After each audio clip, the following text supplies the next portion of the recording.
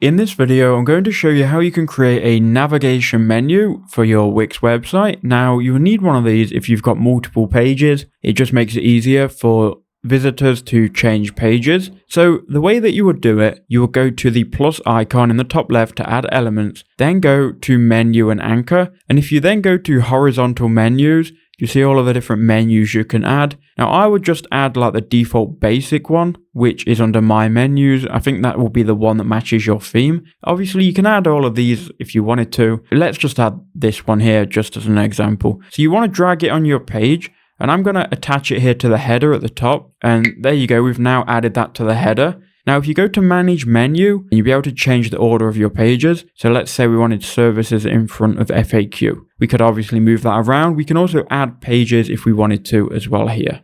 Now, if you wanted to change through your pages, go to pages in the top left and choose the page you want to edit. So here is the horizontal menu. You can go to settings as well.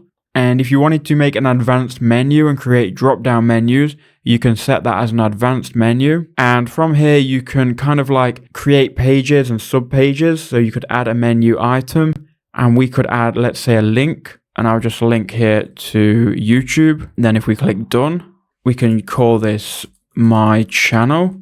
And let's say we wanted to link this under services, we could do that. Move under services. And now if we went and previewed this, we've got a menu and we've also kind of like got sub menus. So here this would link to my channel. Obviously you can link to pages, but that's how you do it. I hope that was quick and helpful. Thank you for watching.